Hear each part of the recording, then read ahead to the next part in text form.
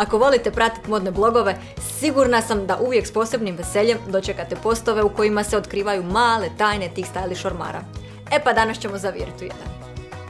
U najdraže komade definitivno ubrajam traper jaknu. Odlična mi je jer ju mogu ukombinirati u bilo kakvu kombinaciju, bila ona ležerna ili svečana, jednostavno se uklapa u sve. Volim farmerice, trapke, volim nositi starke, obični t-shirt, majica, ali često sam u haljinama. Haljine i suknje su ono zapravo što me čini drugačijom i volim da su u boji s nekim cvjetnim uzorkom ili šarene. Naravno, jedna kožna jakna uvijek dobro dođe jer paše na gotovo svaku kombinaciju. Ja sam se odlučila za crvenu jer volim boje kao što vidite po mojoj robi. Prije se nisam vodila trendovima, nisam pazila što je u modi, imala sam striktno neki svoj stil, uvijek je bio šaren iz točno jednog dućana. Sad ipak ga malo više prilagođavam i naravno da me privlače komadi koji su u trendu, ali ih uvijek volim prilagoditi i malo personalizirati.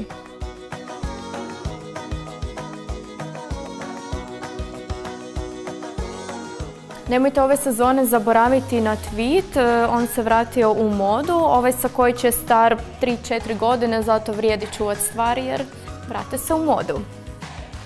Promašaja imam uvijek. Dogodi mi se da nešto kupim jer me privuklo na prvu, a kupujem na prvu i onda to stoji u ormaru. Probam prodat, nekad uspijem, nekad ne, nekad ostane stajati vječno ili posluži za nekakve tematske partije, ali naravno da imam takvih komada. Ovo je jedna ležerna kombinacija za svaki dan. Sigurno nećete fulati s točkicama koje su ove sezone hit i nema žene koja ih nema. Ako se odlučite za običnu bijelu majicu koju možete kombinirati kako na traperice, tako na suknju, predlažem nešto tipa ove.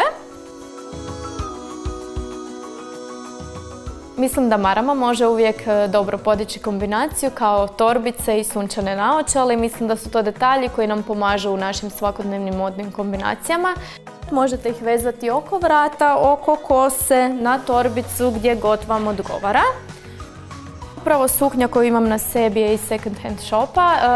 Volim takve komade zato jer znam da ih neće nitko drugi imati. Uvijek su posebni i ne možemo ih naći u baš svakoj trgovini. Nemam problem s kupovinom rabljene robe.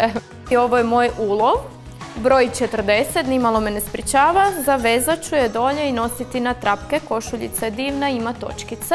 Što se tiče vintage komada, mislim da ne morate voditi računa o veličini. Meni nije problem kupiti nešto i 3 broja veće, to se uvijek da prekrojiti ili se da s vremenom doraditi.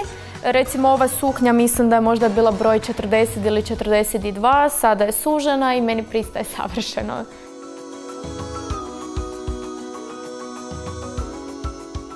Ljudi, ako ste u potrazi za vlastitim stilom, nemojte se voditi tuđim stilom. Kupujte ono u čemu se vi osjećate najugodnije jer ćete u tome izgledati najbolje. I zato već danas primijenite ono što modni blogeri jako dobro znaju. Zabavljajte se s odjećom, eksperimentirajte s različitim stilovima i budite hrabri u pričanju vaše posebne modne priče.